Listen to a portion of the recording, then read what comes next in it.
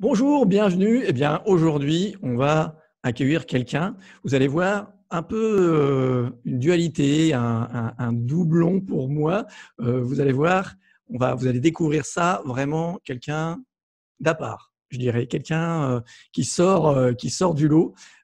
Et c'est avec un grand plaisir que moi aussi, je vais certainement la découvrir pendant cette interview et vous la faire découvrir. Alors, je vous présente sans plus tarder Éloi Alvarez. Salut Éloi. Salut Olivier. Alors oui, j'aimerais bien que toi, tu te définisses, tu te présentes, parce que on a discuté, mais pour moi, tu es un peu un électron libre. Voilà. Je suis un électron libre. J'ai toujours aimé me définir, enfin, me définir. Non, j'ai une énergie un petit peu d'outsider qui aime tourner et puis à voler avec le vent et j'ai une forte, forte valeur liberté. Donc c'est vrai que c'est pour ça que je pars un peu dans tous les sens. Euh, D'où cette énergie électron libre que tu as ressentie. Elle vient de là, en fait. Sinon, bah, du coup, je suis Eloa Alvarez. Moi, je travaille avec Caroline Verdier dans Leaders Go Wild et accessoirement, on est mariés. Et mon rôle, c'est plutôt, je fais la partie coaching de vie et je fais tout le travail euh, qui est la réconciliation avec les ombres. Donc, pour moi, ce qui est important, c'est de voir toutes nos fêlures, toutes nos blessures comme des grands cadeaux sur lesquels on va s'appuyer ensuite pour pouvoir grandir et se déployer, quoi. Ouais. Alors, pourquoi je parlais de doublon, effectivement, ou tout ça, parce que tu travailles avec Caroline. Donc, déjà, bon, vous êtes ensemble et vous travaillez ensemble. Et c'est vrai que moi, j'ai vu voilà, votre synergie, ce travail ensemble qui a vraiment apporté un réel plus. Alors, est-ce que tu peux nous raconter, toi, comment tu as vécu ça, comment ça s'est passé, ce travail ensemble et cette mise en coaching ensemble? Alors, à la base, avec Caro, quand on s'est rencontrés, tout de suite, on a vu qu'on avait des énergies un peu en miroir. Elle a la lumière là où moi j'ai l'ombre, quelque part. Et c'est pour ça que on voit souvent cette complémentarité avec les gens parce qu'on a vraiment ce côté de travailler en miroir. Et elle a toute la partie lumineuse, projection vers le futur, alors que moi je vais être plus facilement dans l'introspection et réparation dans le passé. Et c'est venu un peu comme naturellement dans notre couple. En fait, quand on s'est mis ensemble, on travaillait déjà ensemble dans la même entreprise. Donc, on travaillait déjà ensemble en tant que salariés. Et ensuite, on a dû faire notre chemin toutes les deux de notre côté pour pouvoir trouver l'entrepreneur qui sommeillait en nous. Et quand chacune, on a trouvé cette énergie-là entrepreneuriale, on a pu ensuite de nouveau se rejoindre et créer Leaders Go Wild ensemble pour pouvoir faire travailler main dans la main nos deux énergies. Ok. Et alors, ce travail des ombres et des lumières, toi, alors avec ton histoire, pour ceux qui la connaissent pas ou qui t'ont pas suivi, si tu veux raconter ou pas, tu choisis. Mais ce travail des ombres, pour toi, comment il s'est fait? Comment tu as réussi à le travailler et à transformer ces ombres en lumière?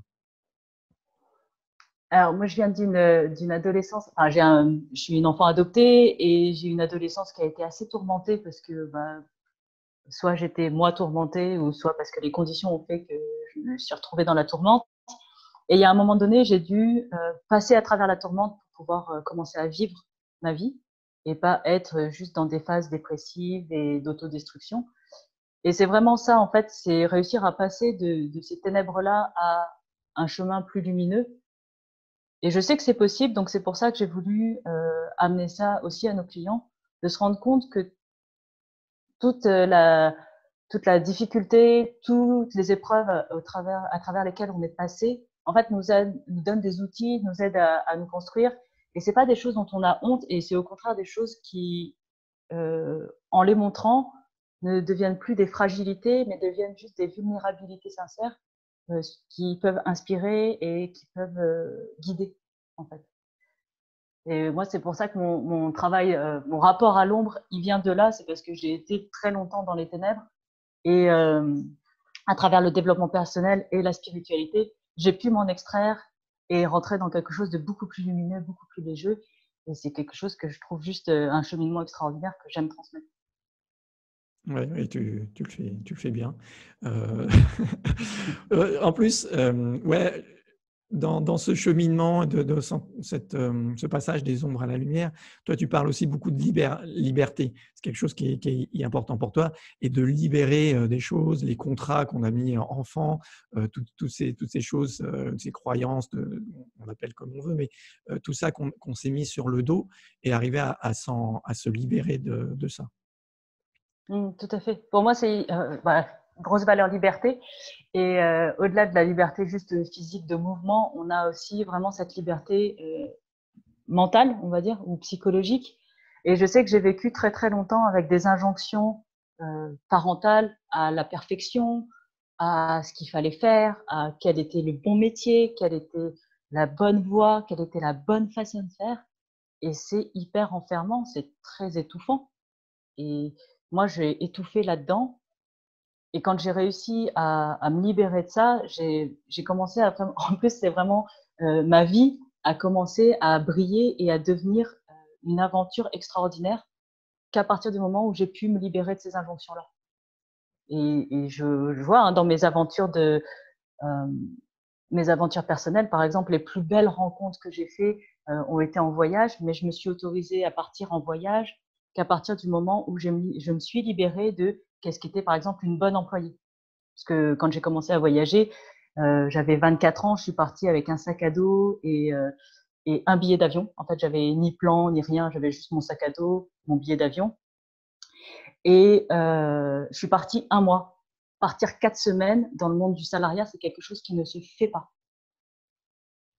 Et c'est quelque chose que j'ai imposé à mes employeurs en leur disant, en fait, c'est soit je vais partir 4 semaines, soit vous pouvez me licencier et ça ira très bien comme ça. Donc, c'est ces libertés-là que je suis allée chercher au fur et à mesure. Et ça a été un des plus beaux voyages que j'ai fait. Ça a été un des voyages qui m'a le plus transformée. Parce que j'ai affronté ma solitude, j'ai affronté la peur du voyage, de l'inconnu, de pas avoir de plan, et aussi la peur que je pouvais avoir de mon employeur qui risquait de me licencier. Enfin, du coup, ça a vraiment créé toute une aventure de liberté incroyable. Et c'est en me rendant compte de ça que quand on se libère de ces injonctions-là, on est libre et on crée une vie extraordinaire. Ok. Et donc, ce que je comprends bien, dans cette liberté physique et intellectuelle, ou voilà, enfin, je pense aussi, je rajouterais émotionnelle, et tu nous en parleras. Mais je pense que c'est étroitement lié. On commence par le physique, là, par le voyage, et puis ça travaille aussi dans notre tête, dans le spirituel, dans tout ça. Et c'est un cheminement. Et inversement, on peut avoir une liberté de pensée qui va aussi se traduire physiquement. Tout à fait. Il y a pas de, en fait, il y a des portes d'entrée et après on va jusqu'à une liberté globale au même endroit. Ouais, parce qu'en fait, on est tout ça, hein. Pour moi, on est ce côté intellect, ce côté réflexion, de ce mental. On est notre corps et on est aussi nos émotions. Alors, j'aimerais bien que tu nous parles un petit peu de cette liberté émotionnelle, comment toi, tu le vis, quelles ont été les étapes, est-ce que tu as des choses à partager là-dessus que tu aimerais nous livrer? Bien sûr. Alors la liberté émotionnelle, c'est quelque chose que j'ai découvert assez récemment. Parce qu'au tout départ, je me rappelle, les émotions, c'était un terrain complètement étranger, inconnu. C'était un autre monde. Parce qu'enfant, en tant qu'hypersensible et éponge à l'émotion des autres, j'ai appris à me couper complètement de tout ce qui était émotionnel. Ce qui fait que j'avais l'impression de ne rien ressentir. J'étais très, très apathique.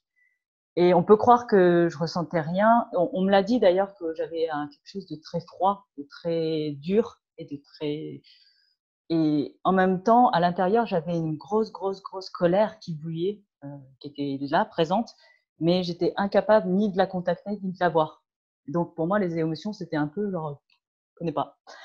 Et puis j'ai entrepris un chemin en développement personnel, puis c'est comme si on avait ouvert un petit peu le robinet. Et je me rappelle, j'avais 24 ans, je crois, et je fais une séance de constellation familiale avec une thérapeute. Et il se passe ce qui se passe, on ouvre la vanne de la colère et elle m'aide à libérer une partie de ma colère. Et quand je suis sortie de la séance avec elle, j'ai pleuré non-stop pendant 3 heures et ça faisait au moins 10 ans que j'avais pas pleuré.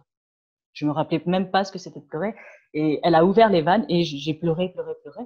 Et petit à petit, mon hypersensibilité est revenue en surface. Et après, je me rappelle, après cette période-là, c'était horrible parce que je pleurais pour tout et pour rien. Je voyais un pigeon avec 3 doigts au lieu de 4, je me mettais à pleurer. Je voyais une fleur qui était seule au milieu du champ et je me mettais à pleurer. C'était juste effrayant. Et donc, je pleurais beaucoup. Et ça a permis de libérer beaucoup, beaucoup de choses. Et ça m'a remis en contact avec tout ce monde émotionnel, en fait. Et après, j'ai entamé un travail un peu avec une psychologue parce que je savais pas quoi faire de ces émotions. Et parce que je vivais plein de choses émotionnelles, je ne savais pas ce que c'était. Et quand j'ai fait ce travail avec la psychologue, on s'est rendu compte que mon champ lexical pour définir les émotions était très, très pauvre. Parce que je me suis coupée des émotions pendant des décennies. Et donc, la seule émotion que je connaissais, c'était la colère. Je ne pouvais définir qu'une seule émotion, c'était la colère. Et à force, je lui ai dit, mais en fait, c'est pas possible, je ne peux pas ressentir que de la colère. Qu'est-ce qu'il y a dessous? Donc, on est allé voir dessous et j'ai dû construire de manière très scolaire un champ lexical pour comprendre les émotions. Donc, j'ai pris une feuille et puis j'ai noté, listé les émotions et tout ça pour pouvoir plus affiner mes sensations perceptives, à savoir ce que je ressens. Et ensuite, j'ai appris la libération émotionnelle. Et pour moi, l'émotion, elle est jamais bonne ou mauvaise. Elle est pas teintée d'un jugement. Elle est juste, c'est une énergie. Soit je suis joyeuse, soit je suis triste, mais c'est juste une énergie que j'ai tendance à nommer comme surnuméraire. Et l'idée, c'est juste de la laisser se dissiper. Et on a plein de manières de le faire. On en a vu une ensemble, c'était juste de l'observer. Et juste en observant son émotion et en restant avec, en fait, elle finit par se dissiper toute seule. Et après, on pourrait aussi dissiper une émotion enfin, ce que je dis, en passant par le mouvement, essayer d'être triste en dansant. Moi, je connais personne qui arrive à le faire, moi pas en tout cas.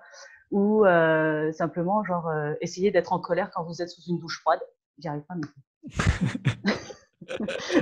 Il y a plein de manières de libérer des émotions. Et puis après, sur une émotion ponctuelle, prenons un moyen ponctuel, une douche froide ou une mise en mouvement, et sur une émotion qui revient de manière récurrente, rester avec pour l'identifier et juste la laisser se libérer.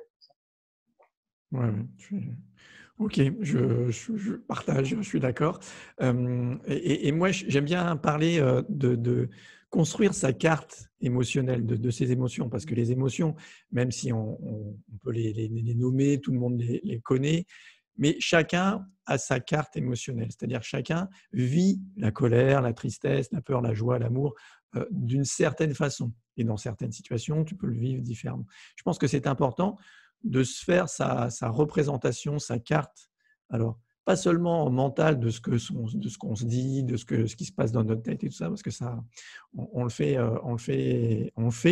assez facilement. On n'a pas toujours conscience et on le note pas et on ne définit pas, mais aussi sa carte physique. Et je pense que voilà, c'est important de connaître ses émotions physiquement parce qu'elles sont physiques. Et toi, est-ce que aussi tu as appris ce côté-là? Complètement. Pour moi, en fait, à chaque fois que j'observe une émotion, je la mets nommer l'émotion parce que ça m'aide à la cartographier. Je pense qu'on a un peu le même système. Et après, je vais associer une sensation physique, les pensées qui viennent avec et le comportement associé. Et en fait, je fais toujours un système comme ça parce que en tout cas, moi, j'ai la conviction qu'on peut influer sur un des 4 points et ça va faire évoluer tout le système. Ouais. Ok, oui, c'est ça. Ouais, ok, je vois bien. Très bien. Et toi, aujourd'hui, comment tu vois justement ton développement, ton évolution? Qu'est-ce que tu as envie? Quel est ton rêve pour demain? Alors, moi, mon rêve personnel, j'adore le dire parce que ça met en règle générale les gens assez mal à l'aise, c'est que moi, mon rêve personnel, c'est de devenir le prochain Bouddha. Dans le sens où j'aime beaucoup cet archétype qui est très serein. Après, je dis toujours, et c'était un peu facile de rester tout seul sous un arbre pour atteindre cette sérénité-là, réussir à faire la même chose dans le monde, c'est ce qui m'intéresse. Parce que je trouve qu'il est très... J'ai passé beaucoup de temps, j'ai passé 4 ans en fait en célibat volontaire pour apprendre à me construire moi intérieurement en tant qu'individu. Et j'ai trouvé ça je trouve assez simple de se sentir bien dans sa peau et bien dans son corps et bien dans sa tête quand on est tout seul. Et d'être droit et aligné. Par contre, quand on est de nouveau en lien et en connexion avec le monde, je trouve qu'il est plus dur de garder cet alignement-là. Donc moi, mon but, c'est de devenir Bouddha, mais sans m'échapper du monde, sans partir dans un monastère, sans m'isoler, sans passer par un ermitage. Ouais, ouais, alors là, tout à fait d'accord. C'est vrai que moi aussi, ce célibat m'a permis effectivement de se recentrer, d'apprendre, mais on est des êtres quand même de relations sociales. Et donc, voilà, ça peut être compliqué dans ces relations. Mais une fois moi, je trouve qu'une fois qu'on a appris justement à écouter, cartographier ses émotions, vivre, les exprimer, eh ben, c'est beaucoup plus simple, c'est beaucoup plus naturel de pouvoir échanger et d'arriver à construire avec les autres quelque chose, de comprendre aussi, de se comprendre soi, ça permet de comprendre l'autre et d'être plus indulgent et moins dans le jugement. Parce que le problème, je trouve, c'est souvent qu'on est dans le jugement, et j'en discutais encore avec une amie, voilà, on porte ce jugement, même si on n'est pas des êtres parfaits. Hein. Bon, si tu es Bouddha, tant mieux. Moi, ce n'est pas encore le cas. Je le suis pas. C'est le projet. C'est le projet. C'est un work in progress, ça, clairement. Aujourd'hui, de toute façon, j'ai dit, tant que je ne marche pas sur l'eau, c'est que je ne suis pas arrivée au bout de mon alignement. D'accord. Ok. En tout cas, tu fais une photo, une vidéo quand ça arrive. Mais ouais, c'est vrai, c'est vraiment ça, cette projection, et puis c'est cette interaction avec les autres qui nous aide aussi à grandir. C'est comme les enfants. Les enfants, ils grandissent parce qu'ils sont aussi en interaction avec nous et on les fait grandir, ils nous font grandir. Voilà, ça c'est ce qui est génial avec les enfants, je trouve. Et puis, ils sont aussi ceux qui nous, alors, les enfants, c'est parents et enfants. La relation parent-enfant, bon, elle confronte et elle fait beaucoup à évoluer, beaucoup grandir. Et je sais que tu en sais quelque chose. Et du coup, c'est vraiment ça, cette interaction avec les gens. Parce que le but, il n'est pas effectivement d'être heureux, d'être zen, serein, tout seul dans une grotte au milieu de je ne sais pas quoi, mais d'être bien avec les autres. Tout à fait. Je suis d'accord. Enfin, pour moi, en tout cas, on peut être heureux que quand on est vraiment en harmonie dans la connexion. L'harmonie de la connexion, oui, très bien, super. Et justement, toi, dans tous tes voyages, dans tout ce que ça t'a appris, comment ces interactions, tu as des exemples de développement, de construction qui t'ont fait avancer dans ces relations? Oui, en fait, à la base, je suis quelqu'un avant les voyages et avant l'entrée en développement, même au début du développement personnel, en tout cas, j'étais quelqu'un assez, je peux peut-être enlever le assez, de très misanthrope. J'aimais franchement pas l'être humain, mais je pense que c'était à la hauteur de ce que je m'aimais pas moi non plus. Ça va bien ensemble. Et les voyages, ça m'a permis de découvrir vraiment la richesse en fait de l'humanité et la richesse dans toutes ces différences de culture, différences de pensée, d'appréhender la vie. C'est vraiment ça en fait. Et après de se rendre compte qu'on peut connecter aussi aux autres au-delà du langage, au-delà des pensées, au-delà de tout en fait. Je me rappelle une des plus belles interactions que j'ai eues. Je rentrais du Kyrgyzstan. C'était un voyage extraordinaire. Et à côté de moi, j'étais épuisée par ce voyage. Je me suis endormie immédiatement dans l'avion du retour. Et quand je me suis réveillée, j'étais allongée, une petite couverture sur moi, avec un oreiller derrière la tête. Enfin, il y avait quelqu'un qui s'était occupé de moi. Et en fait, je me suis aperçue que c'était mon voisin qui s'était occupé de moi pendant que je m'étais endormie. Et après, on a commencé à parler. Puis lui était kirghize. Et on a commencé à parler en kirghize. Mon kirghize se résume à 3 mots. Hein. Les 3 mots que j'ai appris pendant mes 3 semaines là-bas. Puis après, on a dérivé sur un peu de russe, qui se résume aussi à 3 mots chez moi. Et au bout d'un moment, il me dit, mais en fait, t'es pas kirghize? Je dis, bah non. Et puis on s'est regardé, puis on a continué à discuter, mais lui en russe et en kirghize, moi en français et en anglais. Mais la communication s'est créée alors qu'il n'y avait aucune langue commune. Et on a discuté pendant tout le reste du vol, en fait. Ouais, on revient à l'harmonie de la connexion. Je pense qu'il y a des moments, il y a des choses comme ça dans les interactions avec les gens. Et on voit bien des fois, on dit on n'a pas besoin de parler, on se comprend parce qu'on n'a pas besoin de se parler. Et je pense que quand tu es dans cette énergie-là, dans cette connexion-là, effectivement, c'est ce qui arrive. Alors, Et je ça, voudrais… on apprend le mieux en voyage. ouais, c'est vrai. Et comme quoi, la barrière de la langue, souvent, on s'en fait toute une histoire et c'est pas forcément… C'est pas ça C'est qui pas nous… essentiel. Non, c'est pas essentiel. Alors, j'aimerais revenir sur ce que tu disais. Moi aussi, c'est ce que j'ai vu, ce que j'ai ressenti, c'est les gens qui disent: «Bah, moi, ouais, les humains, je les aime pas», ou ceux qui préfèrent les animaux. J'ai des gens comme ça et en fait, comme tu le disais, je pense que c'est vraiment un amour de soi à travailler et souvent ces gens-là, ce que j'ai remarqué, c'est des gens qui sont souvent très sensibles et qui sont, justement en protection, qui vont dire: «Bah non, moi j'aime pas les humains», parce que finalement, c'est peut-être ceux qui les aiment le plus. C'est vrai et franchement, pendant très, très longtemps, j'ai dit que j'aimais pas les gens. Je continue de le dire, hein. J'aime pas trop les gens, mais j'adore les personnes que je rencontre, les personnes avec qui je rentre en lien et je me rappelle, là, j'étais dans un voyage il y a pas très, très longtemps et j'avais des gens qui étaient, on devait prendre des calèches, donc des chevaux et puis j'avais des gens qui étaient pour la défense des animaux et qui étaient contre, l'utilisation des calèches.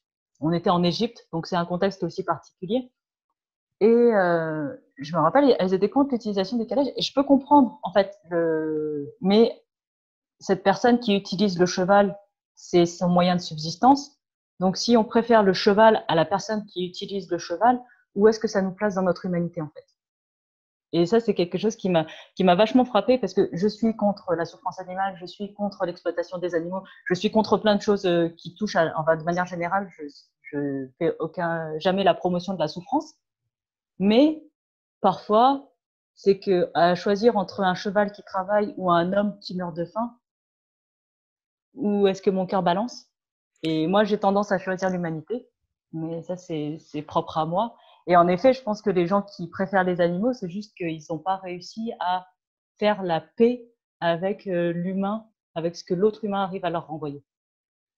Et avec l'imperfection de l'humain, parce que je pense que c'est ça et la tolérance, aussi, il y a des gens et on est très, je trouve dans nos sociétés, occidentales, très dans le jugement des sociétés plus archaïques, enfin qu'on nomme comme ça, plus primaires, plus machin, en les jugeant de quelque chose de négatif et pas en essayant de comprendre souvent et que, bah, on a notre point de vue avec notre environnement, nos choses et de juger l'autre, je pense que ça fait pas avancer les choses et dans certaines situations, ouais, d'être vraiment trop intransigeant et de cataloguer. Et je pense qu'il y a beaucoup de gens qui font ça.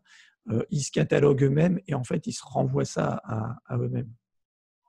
Complètement. Ouais, ça, pour moi, les gens qui sont le plus durs dans le jugement des autres, c'est ceux qui sont le plus durs dans le jugement d'eux-mêmes.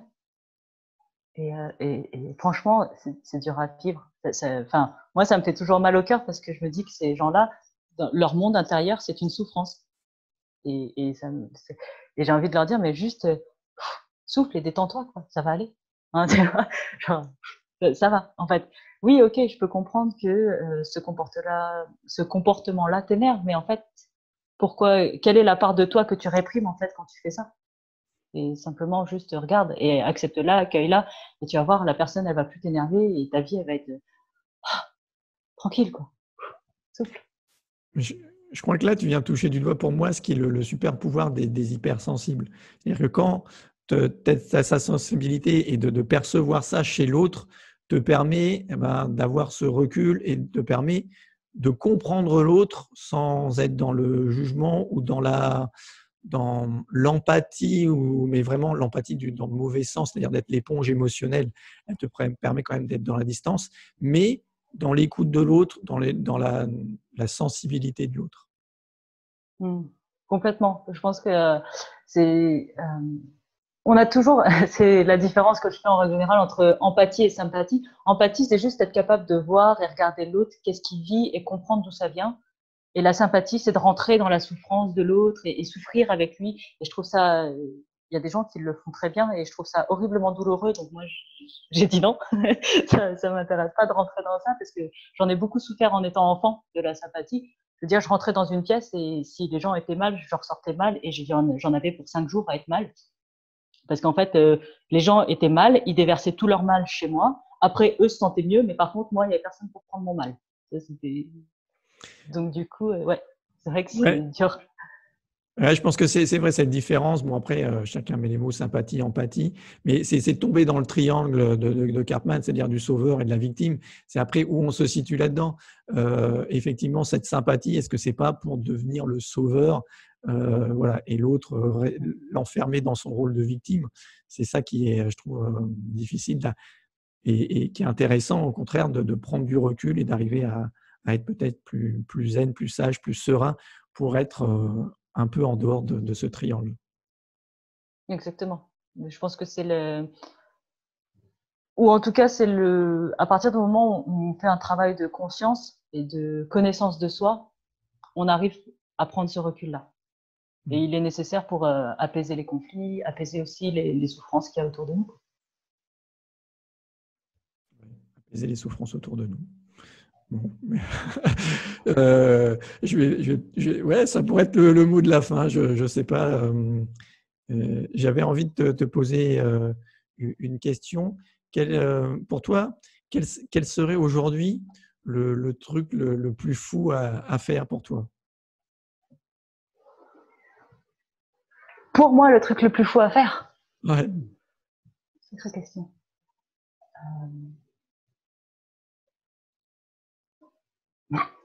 Ça fait partie des choses.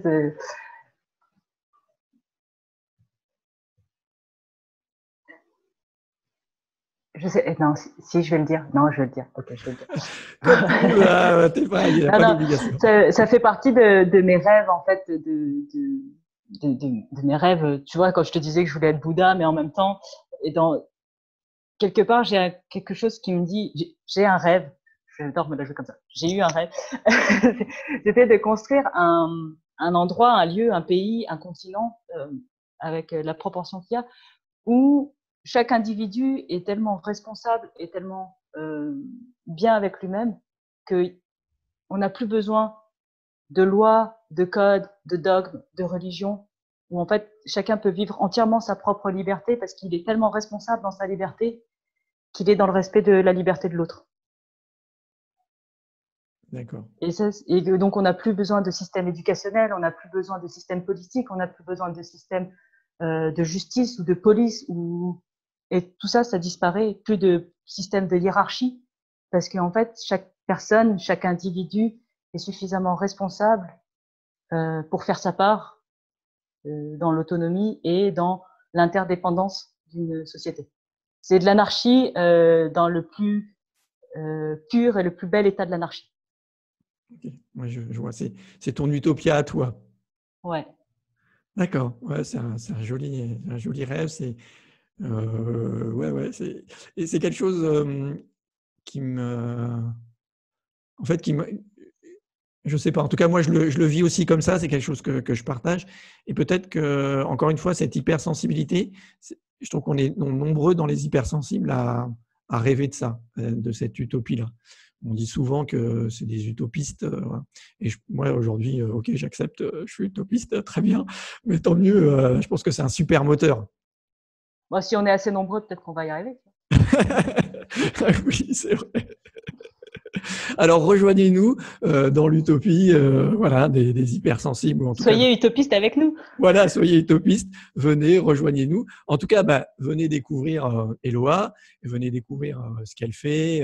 Donc, je mettrai les liens en commentaire hein, pour retrouver le duo de choc, en fait, en coaching d'alignement. Vous aimez bien, c'est ça, l'alignement, la transformation des personnes, des entrepreneurs qui veulent vraiment aller encore plus loin. C'est ça. Qui, en fond, ont cette utopie-là en arrière-pensée. Voilà, gardons. Voilà. Si vous avez cette utopie, venez la voir, venez les voir, et puis on en reparle. Merci en tout cas, Éloi, d'avoir partagé ce moment avec moi et d'avoir livré un petit peu tout ça et d'avoir apporté autant. Merci. Et puis, je vous dis à bientôt. Prenez bien soin de vous. Prenez bien soin de vos émotions. Au revoir. Merci Olivier.